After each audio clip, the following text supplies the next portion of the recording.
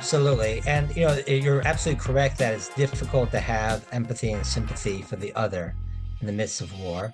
And that's why our theological teachings are so important, because what's the first thing we're told in the Bible is that all human beings were created in the image of God, which means that even those on the enemy side aren't in fact always a full other. They're one of you, right? V'ahavta l'recha kamocha. Right? He's like you. And that's a very important point, that people are created in the image of God, which means that we have a certain common humanity, which is so difficult to remember and to recall. And in the midst of war, it's even more difficult to recall. And that's why I think in many ways, keeping in mind religion and this religious framework is quite helpful. And that's why we have these dilemmas. We have this dilemma because we care about the other, because the other is also one of us. The other is ourselves. The other was also created in God's image.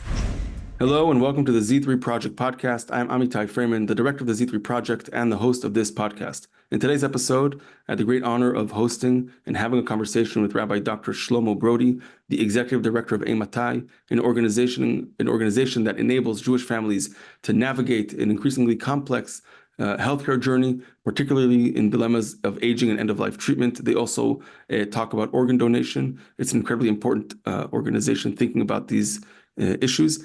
And in this conversation today, we talk about his most recent book, Ethics of Our Fighters, A Jewish View on War and Morality. And in light of the ongoing war in Gaza since 10/7, we asked some difficult questions about the boundaries and ethics that come up in difficult conversations around the war and what's happening, and how does the IDF and in general, how do armies conduct themselves on the battlefield? What are the questions we need to think about when we wage war, and certainly about questions when do we think about ending war? And so all this and more in this very grounded and educational conversation with Rabbi Dr. Shlomo Brody. I hope you enjoy this episode as we all navigate through this difficult situation where there is immense tolls and lots of life that is lost, and how do we think about it through a Jewish lens. I hope you find this conversation as meaningful as I did. Take a listen. Please follow us on our various platforms, social media, join our email list, find more information on our website, z3project.org. We're on all platforms, so please share and spread the word. I hope you enjoy this episode with Rabbi Dr. Shlomo Brody as we discuss his second book, Ethics of Our Fighters, A Jewish View on War and Morality. Thank you for joining us. Dr. Shlomo Brody, it's great to have you here on our podcast, the Z3 Podcast. I'm very excited about this conversation. I'm looking forward to it. To learn from your, the various projects and things that you're involved with. It will give us, I think, and our listeners an opportunity to engage with some broader topics that certainly pertain to what we're going through in this moment for the Jewish people in Israel and outside of Israel, in a way that they don't typically deal with, right? We often talk about things. Well, we'll get there in a minute, but I'm just, I'm happy that you're here.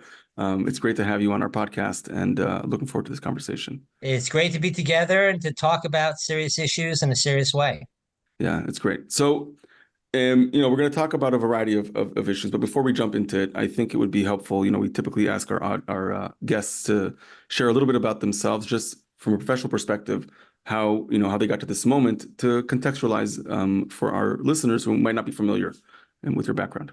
Sure. Yeah. I mean, Shlomo Brody is my name. I was born and raised in Houston, Texas, but I've lived in Israel for over 20 years. Professionally, I run an organization called Matai. Matai deals with the intersection of Jewish thought and end-of-life care issues and aging and organ donation. We help Jews navigate healthcare choices.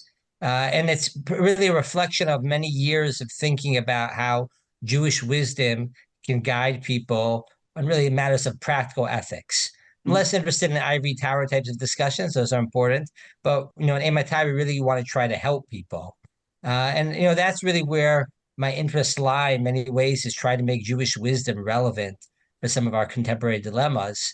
Unfortunately, today, military ethics is where a lot of us are thinking about these practical dilemmas, particularly when it comes to issues of Jewish wisdom and how they get applied. Right. So that's your day. So that's the day job, I guess. But the military ethics, right? That's the book you recently authored a book about this whole issue. It wasn't a plan that there'll be a war when you were writing this, or ever. But so happened to be. So maybe a word about the book, and then we can start talking about maybe the topics that are covered in it. Yeah, absolutely. No, I mean, with a matai, you always know that you're dealing with end of life care. You always know this is one of those things that are going to be happening 24/7, right? 365. When it comes to military ethics, so I admit that in my background, I was thinking as I was writing this book, at some point, right, something's going to flare up. I actually thought it was going to be with Hezbollah on the Lebanese border, and then it'll be particularly relevant. I think we all have sort of understood that this situation in Israel has been tenuous for a while. It wasn't really clear where things were going. Could not have anticipated though how relevant the book would be. It was sort of done right before Sukkot in 2023, and Mm. we were just sort of dragging along a little bit, taking our time with the cover design, and sort of on October 8th, I went to the publisher and said, "Okay, let's go." And we got it out pretty quickly afterwards. A little bit surreal to have a book come out about military ethics in this time, but I'm very grateful for the fact that ethics of our fighters can help people think about these issues in this moment. Yeah, so the timing unfortunately was perfect, but I think from my perspective, I grew up in Israel. I lived there. I can still say most of my life.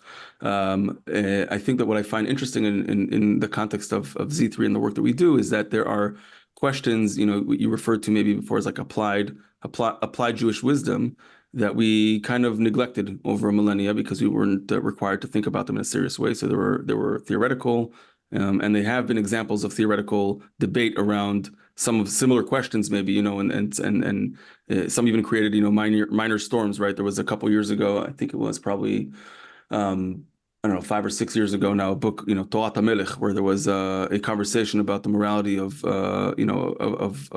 lawfare in a way, but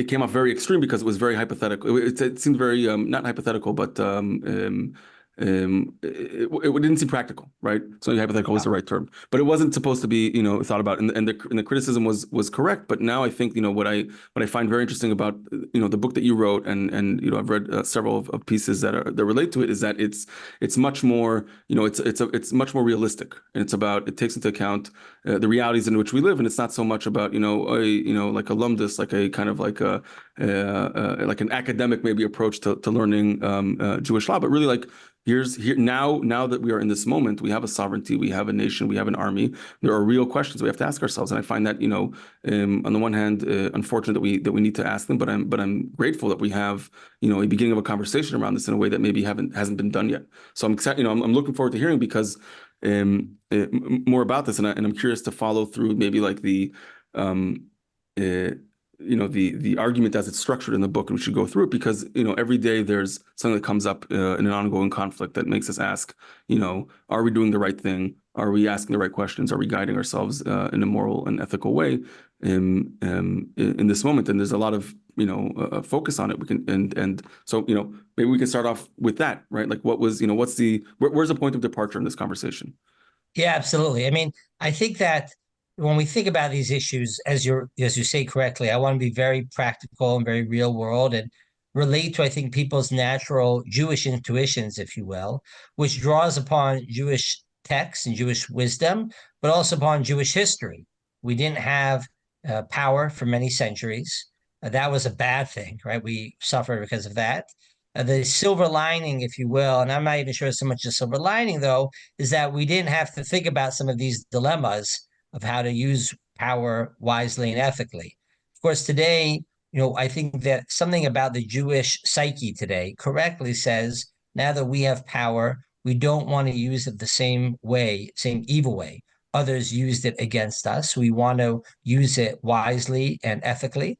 But we also understand that there's an ethical imperative for Jewish survival. There's an ethical imperative to defend ourselves. We don't want to go back to an era when we can't defend ourselves. And I think thinking about those issues of trying to be wise, practical, ethical, smart, and feel comfortable with the way we're fighting. And actually, I'll put it even a different way, that we want our soldiers to be able to come home and look themselves in the mirror and feel comfortable with what they did, as Jews. I think that's all really important right now. And I think that's why people are sort of hungry for some form of wisdom that can enlighten this difficult, period.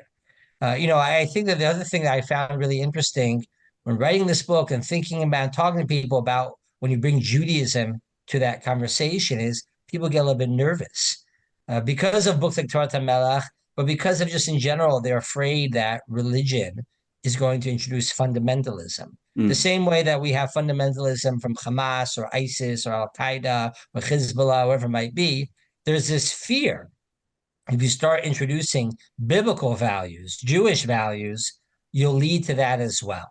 And part of my mission is to show that the Jewish tradition establishes a very nuanced moral framework for thinking about these issues in a sophisticated manner.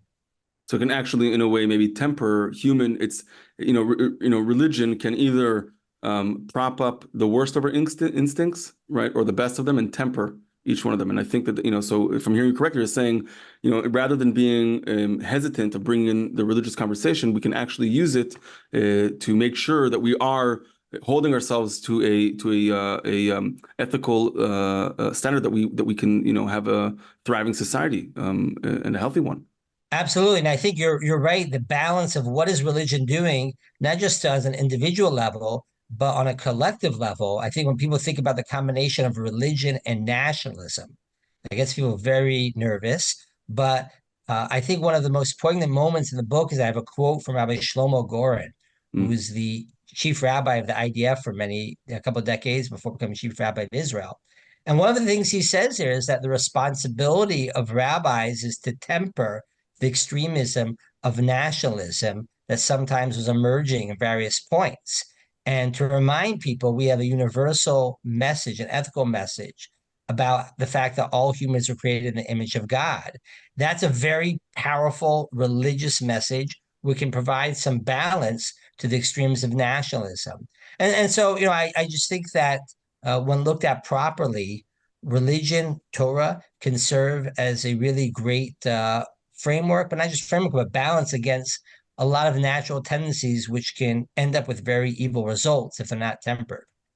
That very much resonates, and I find it, specifically for a second, we talk about Rabbi Goen just for briefly. I find it curious, if you look at other elements or other conversations he was part of, the practical component and the way that religion kind of can play a role in public life. I'm lamenting this. I haven't seen many, chief rabbis who kind of understood that balance. And it's possibly because he came in from within the IDF and he served and he understood kind of. It led to some other, quirky elements like marching up Mount Sinai with the Torah. But generally speaking, I think that's something that we don't see enough.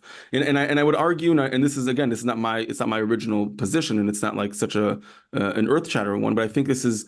What I find unfortunate that people sometimes forget that this is core. We talk about often, remembering, we're commanded to remember the other and the kigera ita, that people love to quote, that this is the most repeated commandment, et cetera, et cetera. But the point is not so much how many times it was repeated, but the moment or the timing in which it was it was repeated, right? On the verge of moving from this kind of from a experience of being a nation of slaves to a nation that has now power and responsibility. It's a process of maturation and really realizing that we have.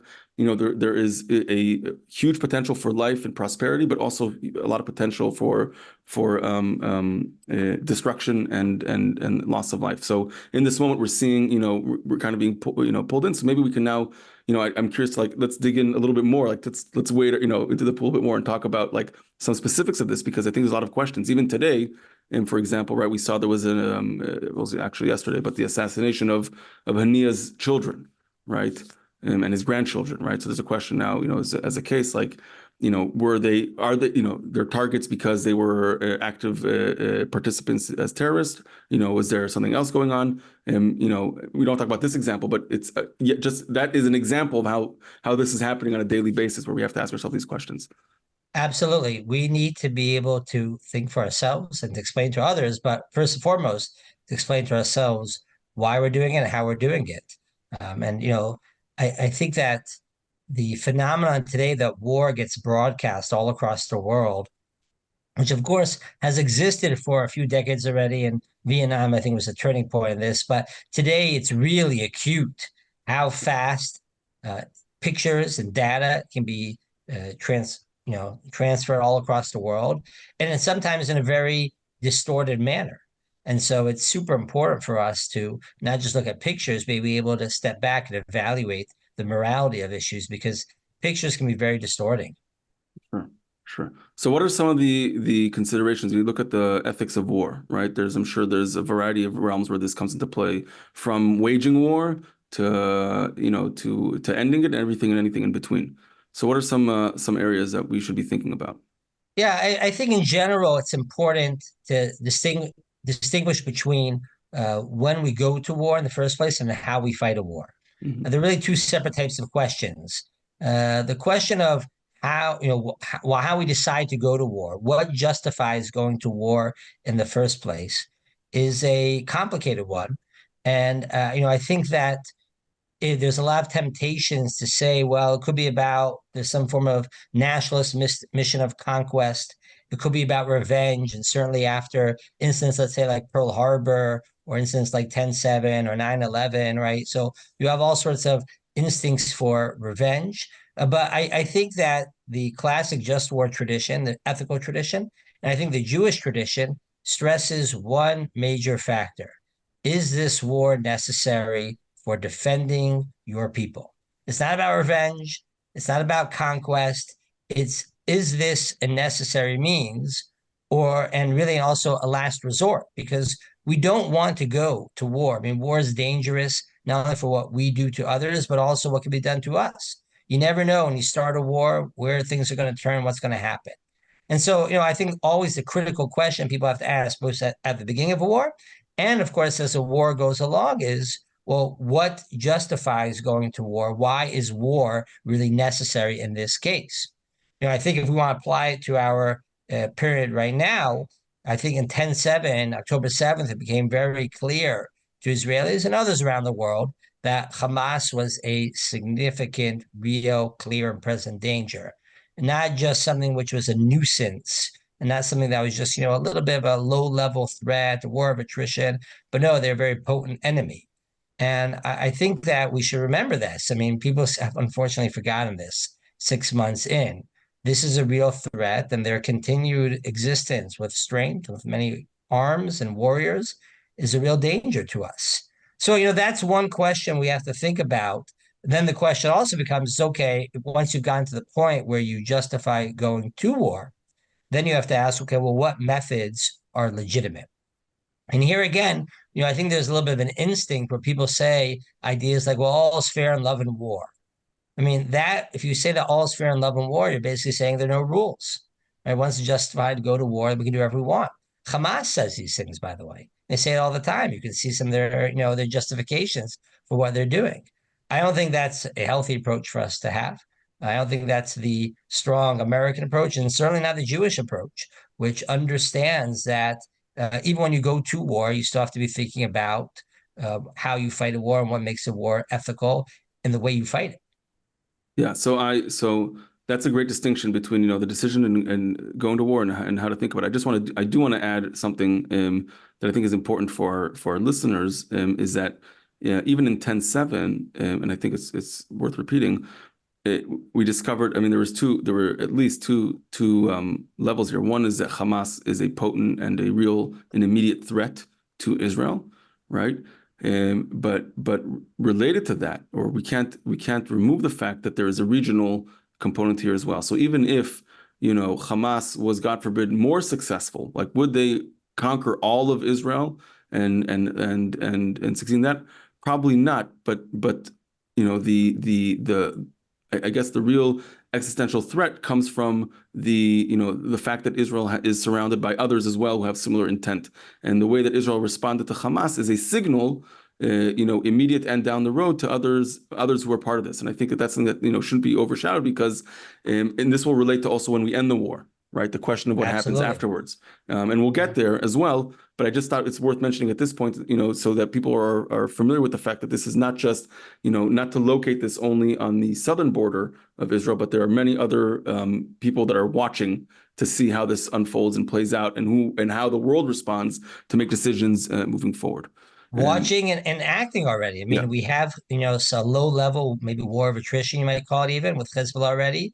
We have stuff going on with the Houthis who are attacking Eilat, right? And we have all sorts of proxies of Iran with which Israel has a shadow war that, sort of has come out of the shadows a little bit. And all these groups are sort of connected to each other through Iran. And that is a part of a much bigger picture, which, yes, people have to keep in mind. It's not just about Hamas, and it's not just about, hostages or captives. There's a much bigger picture at stake as well. Right. And so that also, influences the when and how we go, and also how do we fight. So maybe we can move now a little bit into how we fight. I was a soldier in for several years. I was in the Armored Corps, and then my last month, I think, I don't remember exactly how much, 5 weeks, whatever. But my closing act, was Operation Cast Lead. I was in Gaza for a couple of weeks. And I very clearly remember the rules of engagement that we had back then. And basically, I'm driving a tank. It has the firepower of a whole company of infantry, basically. And we weren't allowed really to fire. Full stop. Right? Like we were walking around, driving around in this massive machine of destruction, and we weren't allowed to use it at all. And every shell that we wanted to use, we had to get, commanders typically can have the responsibility to make that decision in the field. We had to elevate it to the, I think it was to the Magad, and I don't, it wasn't even not my platoon, not my company. It was, the brigade commander. Like that's how much it was elevated every time we wanted to fire a shell, at the cost of missing opportunities to thwart missile launchers, et cetera, et cetera. So I'm curious, if like, how does that relate to what's going on today, and have things evolved, and how does the conversation kind of live? Yeah, absolutely. I mean, I think the general balance that we're going to try to hit when we deal with issues of how we fight in war is, on the one hand, we want to act decisively. We want to destroy our enemy. We want to remove the threat as quickly as possible and protect our soldiers and, of course, our citizens. But at the same time, we also do care greatly about minimizing collateral damage and the general damage on the other side. So that's always going to be a balance, which we have to keep in mind. I think that what's become really complicated, in particular, really since Israel's war in 1982 against the PLO, another terrorist group, and certainly in more recent battles, whether it's Hamas or Hezbollah or Islamic Jihad or others, is that they're fighting not in uniforms, within the midst of their own people, using their own people as shields. And they know that we care about collateral damage. We care about collateral damage, of course, on a diplomatic level, on a PR level, but on a fundamental level, we care because we don't want to kill and so then that target the threat to us. And so the rules in 2014 and other types of engagement were very, very cautious because we had a limited goal there of pushing back Hamas and stopping its threats. It was never intended to uproot Hamas entirely. And so the goal then was to say, okay, let's just create some form of deterrent as a war. Now, in this current war, because we have a much broader goal of really uprooting the threat, not just pushing back or uprooting the threat of Hamas, there is certainly a greater need of not just deterrence, but actually destroying and killing those fighters. It's very acute in many ways. And because of that, Israel, but while it wants to protect, also minimize collateral damage, so it has sent, try to clear out areas from civilians. That is a strategic risk because you lose the element of surprise and you lose the element of acting quickly. But it was very important to Israel on a moral level to try to clear out the non-combatants from the area. And I think that, has been a very positive thing. And once the area gets more cleared out, you can more comfortably assume that those that are still around are combatants. Of course, you can't always assume that. You still have to be cautious. You can't be trigger happy. But, once you've cleared it out, there's a much greater chance of not having to worry about collateral damage. But, I think there's something very important to keep in mind. If you're going to take this strategic approach, a slow, systematic approach to try to clear the civilians out and therefore really be able to just be fighting against the combatants. I mean, Israel's done a tremendous job statistically speaking, the rate right now, even assuming that Hamas's numbers of casualties that their health ministry are reporting is correct, is almost unprecedented how low, how little collateral damage there has been relative to the number of combatants killed. And this has been pointed out by many, but unfortunately, there's still a lot of damage going on. And if you're going to tell people you have to be careful and systematic, then it's going to take longer. The process is going to take longer. That's one of the reasons why this war has stretched out. It's been dragged out in many ways. And I'm not against that because you're saying we want to prioritize making sure as much as possible we minimize civilian casualties, but then you have to give time to allow the process to go through. And I think that one of the things that the world has sort of lost sight of right now is Israel took that approach, partly at the behest of the world, but partly for its own moral reasons. And now people have sort of got fed up. Well, this is really dragging on. It's causing humanitarian problems with food and whatnot. But you have to decide, right? Well, if you think that we should be careful and systematic, then it's going to take longer. And so I think that's one of the things that we really have to keep in mind. There's always a cost benefit equation or ratio you have to think through, depending on how carefully you are shooting and where you're shooting and how systematically and slowly you're working. And that's part of the equation we should have to keep in mind. Certainly, and I think that part of that ties in. You said that in the previous rounds, the goal wasn't as expansive as the current war, and some might argue that that is precisely why we are today. And so we may have minimized things back in 2009 or in 2014, in the previous clashes with Hamas and Islamic Jihad and the rest of them. But we are here today because we didn't eradicate them, eradicate the threat when we had the chance. And so the exponential destruction that we're seeing could be argued that it's part of this. It's a price that we are paying, right? And so absolutely. yeah. I think that the moral reckoning we're going to have to do when things quiet down a little bit is ask ourselves, did the fact that we didn't act decisively earlier, in part because we didn't want to get to this point of a widespread war, was that actually morally incorrect, let alone strategic mistake? Because ultimately, you have to believe the terrorists when they say they want to kill you. They want to kill us. Yeah. Right? And that's a real threat. And you could say, well, we can always push back, we can deter, don't have to get to this means, but it could be. Sometimes when people are saying they want to do this, eventually they'll succeed. And that might be a real moral cost that we are paying now for our hesitant behavior in the past.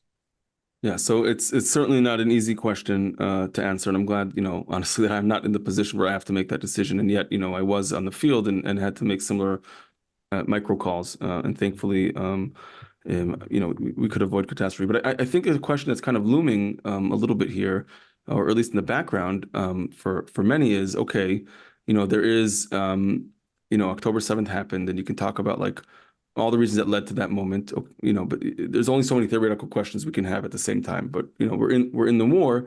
The question then, for some people is like, okay, but what is even if the ratio is unprecedented, right? We've seen this in multiple sources are saying for in asymmetrical warfare, Israel's rewriting everything and how it's done, partially for technological reasons. You can send in drones and not people, right? And it's a very cheap solution. Both economically and you're not endangering human life, and also like at the end of the day, right? Even if the ratio is low, we're talking about an immense number of human suffering, right? That we're seeing, and the question that needs to be answered, I think, is also, at what cost, right? Like how much is enough, right? And is it like, is that even the correct question, right? And B, if that is a question we should think about, then how do we approach it from a Jewish perspective? Right. So, I think there are two separate pieces here because a lot of times people are thinking about this in terms of just the sheer numbers. Like, okay, well, Israel's lost almost 1,500 people, but there are 30,000 dead in Gaza. Hey, how can you justify that, right? And I think that's just a totally misguided way of thinking about these issues. The fact that we lost over 1,200 on October 7th highlighted to us the fact that there is a real, clear, and present threat on our southern border that needs to be eliminated. Now, if we could have eliminated that with one big blow, one day of fighting, and only killed 100 people, right? Let's say, right? I mean, it's all theoretical, right? But then it wouldn't have been justified. Keep on going because we have eliminated the future threat. But right now, what we're really focused on is can we finish off and deal with the threat that we're facing? And unfortunately, we are dealing with a very potent enemy, even though it's a terrorist group, but they are much more sophisticated than we realized. And even more so, it's an enemy that plays by no rules. And so they are fighting amongst their own people. And it's not just fighting within an urban environment like we've had in the past. I mean, they're literally underneath them. It's really unprecedented in many ways for warfare to have a situation where the other side is using its own people as literal shields in this Yeah, case, not just in a figurative level. yeah, And so I think that that's really one of those questions you have to ask is, well, the question isn't about the numbers. The question is, have you done enough here to protect your own people? And if our people are still threatened, if this threat of rockets and invasions from Gaza still exists on the day after, well, that's a problem. That's a real problem for us. And then the question becomes as well, okay, how do we do this in a way where we can minimize the amount of casualties, but still protect our people? And I think just we also have to keep on reminding ourselves of the following. Hamas bears responsibility for many, many of these deaths on their side, even because of the way that they're fighting. And the whole point of the laws of war that developed in the last 100 years is to try to minimize casualties of non combatants. Hamas is not caring about that at all. In fact, they're endangering their own people. That is a war crime, and that is something which is being led by and instigated by Hamas. So that doesn't mean Israel shouldn't care. Of course, it still means it's morally complex. But the ultimate responsibility for those high numbers is in the Hamas side. right. So I think that, I think where the conversation diverges for some people, right? And I think that we're often not having the same conversation, right? We and this is why we started with this, right? There's the question of like, is war can war be like, is war a justifiable means for specific ends, right? And we're seeing this a lot in the conversation. There's a nice clean and tidy distinction people are making, which I find very cynical, or not cynical, but at least unhelpful, right? You're pro-war or anti-war, right? And I think that that distinction, that kind of that false dichotomy is problematic in one way. And I think that like this whole, what I'm hearing us in this conversation saying is, in the unfortunate situation which we find ourselves, where war is necessary, right? It's an indictment on humanity. Yes, it's not something that we strive for. Yes, we have to ask all the hard questions before we go into it. But once this is the realm in which we are operating and recognize that it's a necessary means, an unfortunate one, a terrible one, that there's a heavy price to be paid, there are still rules that we need to hold ourselves accountable to, irrespective of what the other side is doing, right? And that's where the question becomes, because something that you said in the beginning, right? It's not only about can these and this ties in, it's all connected. But can these soldiers, people like myself and others who served, who come back and look themselves in the mirror? It's not only can we look ourselves in the mirror, is can we have a functioning society afterwards if we can't uphold the moral and ethical kind of baseline for operation? Because what happens there, we know through trauma, acute trauma and post trauma, and it seeps into society other times. Not only can I look myself in the mirror, but can I be a functioning citizen, a contributing citizen in my society? And I think that part of, the equation of like endangering, like soldiers, yes, they're soldiers, but they're also civilians, in different times, makes it complicated as well in terms of the calculus. And I know that there are some approaches that say, if there's a rubric, right, of, our combatants and their combatants, we'll leave the terminology as it is, and enemy non-combatants and our non-combatants, like how do we prioritize them? I know there's an argument that would say, well, first, first our non-combatants, then their non-combatants, then our combatants, then their combatants, and I'm not sure that is the prevailing approach. I know it is an approach, but I don't know if the prevailing approach. I'm curious to hear your thoughts about that. Yeah, so I mean, you said a few very interesting points here. I want to start with what you mentioned at the beginning of this. Well, people are like either you're pro-war or anti-war. Yeah. And I think that what's happening here is that people see the end results and they just say that like, okay, well, we can't justify this. But that's a very close step away from pacifism because the nature of war is going to lead to death. and death, unfortunately, of non-combatants, particularly in the ways when if you're fighting asymmetric wars against terrorist groups. And so if you're not willing to tolerate these types of numbers, you're essentially saying you cannot fight a war. I mean, someone should come up with another solution for how Israel should have fought this war, or America should have fought against ISIS, or in Afghanistan, Al Qaeda, wherever it might be. Come up with another proposal. But if your answer is only that you cannot justify this end result, you're going to end up in a very pacifistic situation against a very vicious enemy. And so that's why I think the whole question that people have to really respect is once you justify going to war, then the question becomes is, right, how do you balance these needs within war? And I agree with you 100% that it's an interesting question that we have to ask. It's a legitimate question, which is how do we prioritize reducing civilian, damage, collateral damage, civilian deaths versus what's known as force protection, protecting our own, not just our own citizens, but our own soldiers. Mm-hmm. And this has been a big debate. It was certainly a big debate in 2008, 2009 in Israel and in other places. And I think people sometimes feel that soldiers, because they are soldiers, because they are there to kill and be killed, so to speak, they've lost some of their rights and they're a little bit lower level on the totem pole, so to speak, in terms of priorities. There is that approach that's out there. I don't agree with it. I think that we have to see our soldiers as our agents, as our people that we've asked. In the case of Israel, we've conscripted, forcibly conscripted to serve and to defend and fight on our behalf, to risk themselves. But just because they're risking themselves doesn't mean that we can, so to speak, give up on them. And that being the case, I do think that while I'm not in favor of carpet bombing or some form of indiscriminate bombing of any form, right, we do put our soldiers at a certain element of risk. Nonetheless, when push comes to shove, if you really have no choice, you need to prioritize keeping your own alive, even if that means causing greater damage to those on the other side.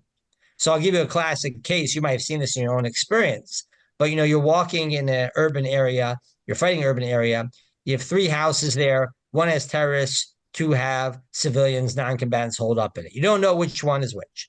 So either you can pull back and call an artillery or the Air Force and have them shoot at all 3 objects, of course, taking out the threat, but also risking for sure the non-combatants. Or you can send your soldiers door to door, so to speak, which is very, very dangerous for them. And that's a very, difficult ethical question to deal with. When push comes to shove, it's my belief that we have to prioritize our force protection.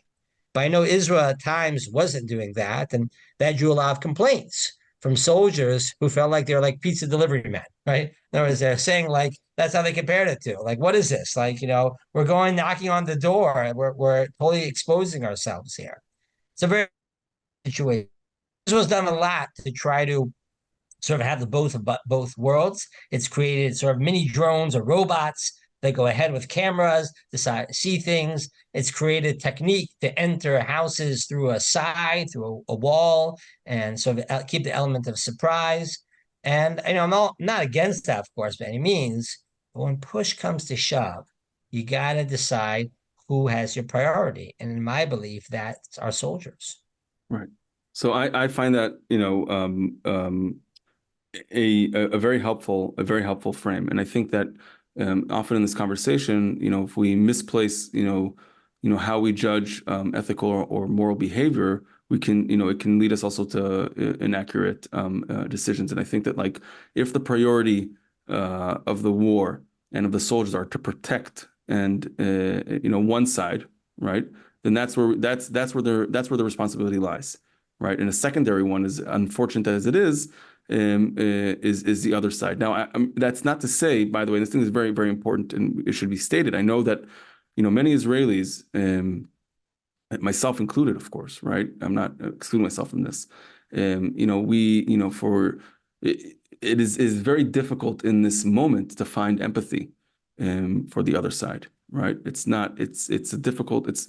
generally speaking, as a human being, it's hard to find, see the other, right? But we're called and expected of that. So all the more so in a moment of war, it's very, very difficult. And I think there's a certain level of, you can say both things. You can say, yes, I will always prioritize, our civilians and our soldiers.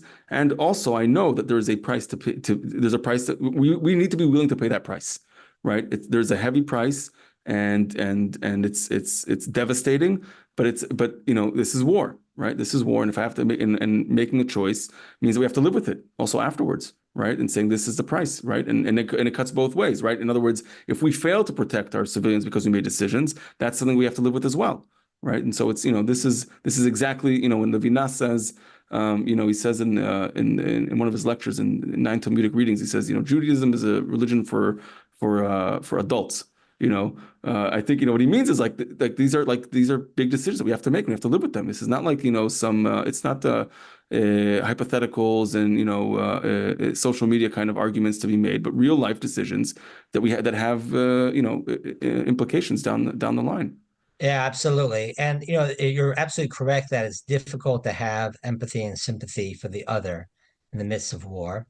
And that's why our theological teachings are so important, because what's the first thing we're told in the Bible is that all human beings were created in the image of God, which means that even those on the enemy side aren't, in fact, always a full other. They're one of you, right? V'ahavta l'recha kamocha, right? He's like you.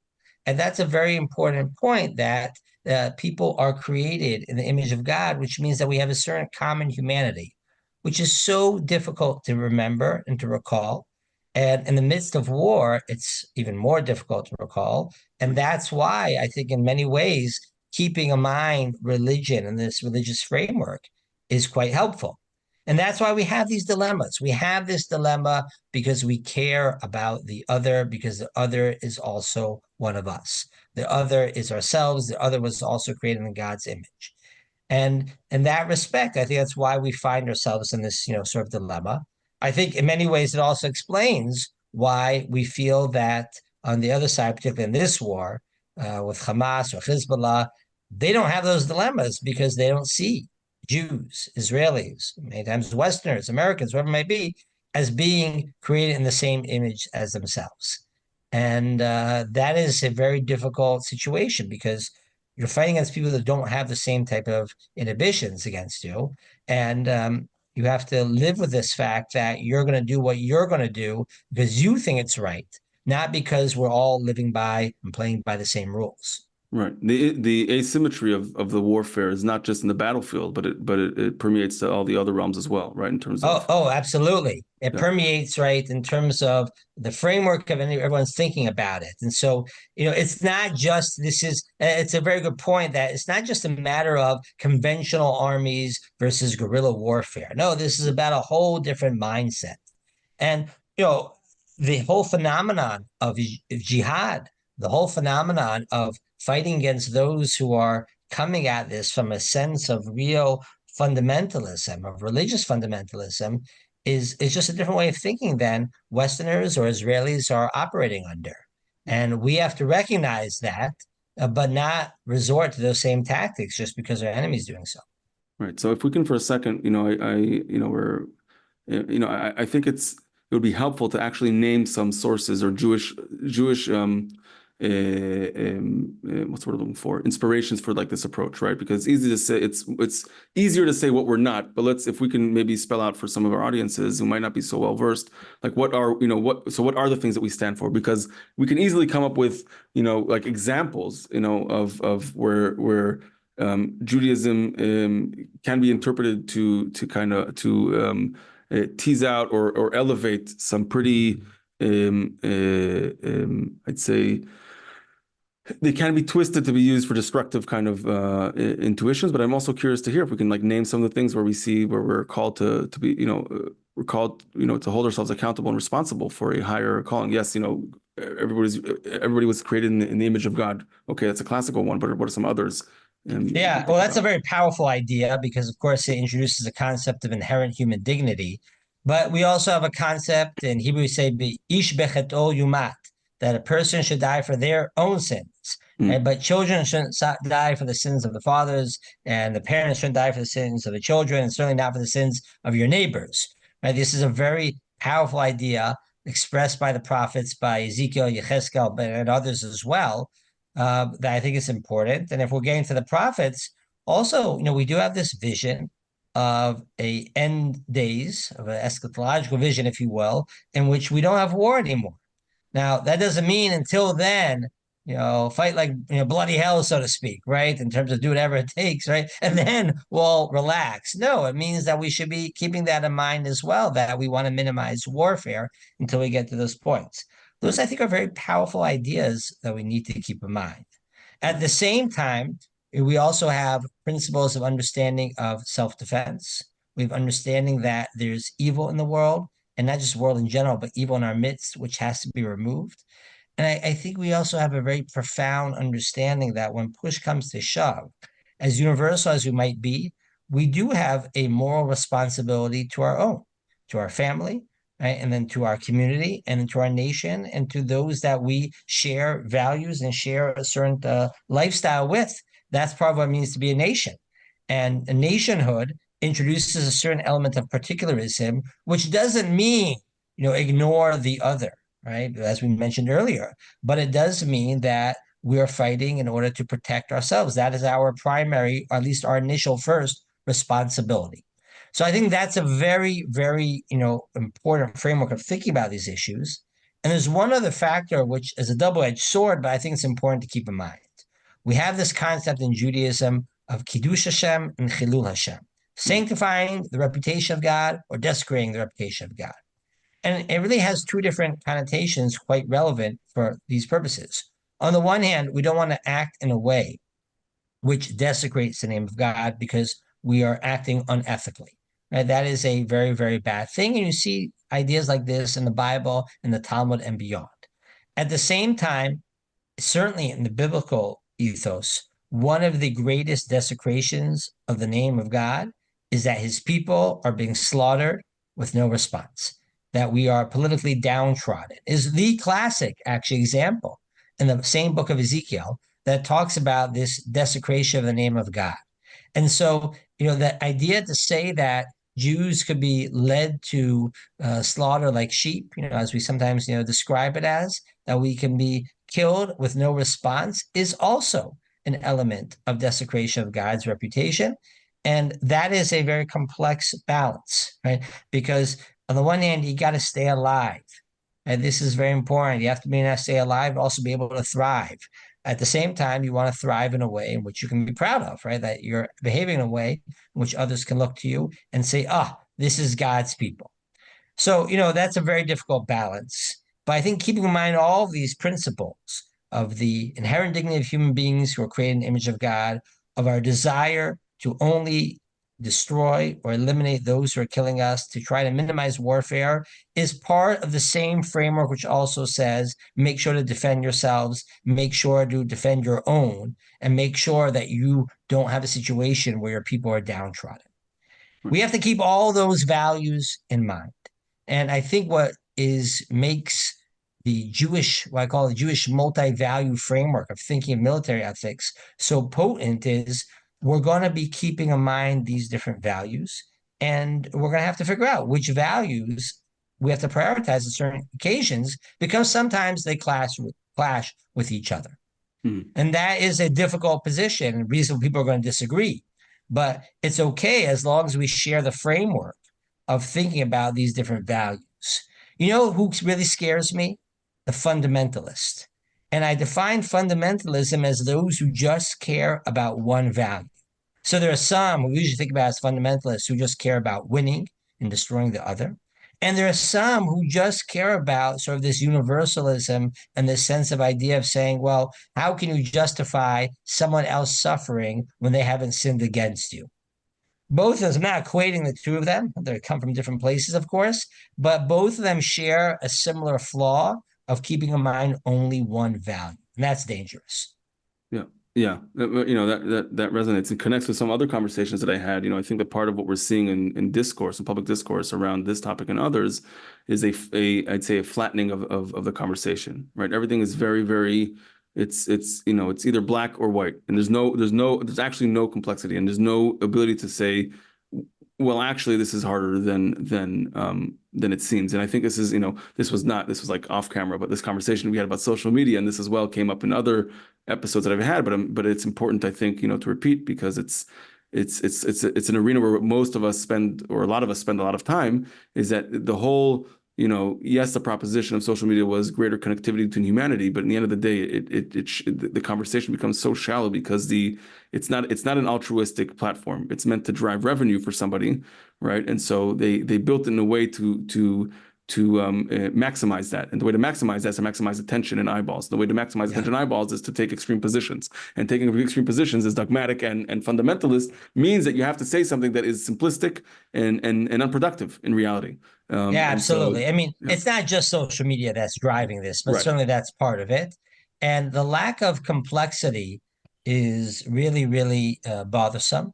And I'd say it's not just that, it's that people, just because something is morally complex, also doesn't mean that it's not morally justified. But Right. you would have something which you can say this was the right moral decision to make, to have done this thing even though it was morally complex and there were other factors that might have pushed against it. That doesn't mean it was morally wrong. And I think that failing to, appreciate the complexity of some of this moment of the dilemma that Israel is dealing with is really is very devastating to see what's going on in the West. And I think that there are a lot of reasons why this happened. Social media, of course, is one of them. But I think the other reason is that the West hasn't had wars fought on its territory for a long time. Yeah. And people don't feel that threat. So if you don't feel that threat in the UK or in France or in Germany, and certainly in Canada or the United States, even, right? So you don't feel the understanding of the complexity of what it really takes in Yeah. order to deal with those issues. I mean, I listened to the Prime Minister of Canada, Trudeau, and I'm wondering, like, wow, like what I just feel like we're living in a little bit of a different universe here about what it means to take care of your own people. But if you have no threats on your borders, well, then it's a lot easier to think about these things in very simplistic terms. Yeah.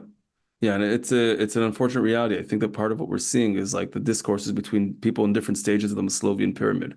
And if you're in a place where it's about self-actualization and how do I become a better person, without needing to make these difficult decisions, I think it's just not, again, it's asymmetrical. It's not the same conversation.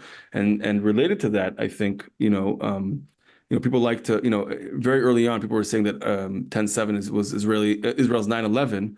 And while I understand like the need to create like an easy way, easy point of reference, I think that was short-sighted because then the logical step was then therefore Israel's war on Hamas is like America sending troops to Afghanistan and Iraq, which is totally incorrect, right? Just in terms of proximity and imminent threat.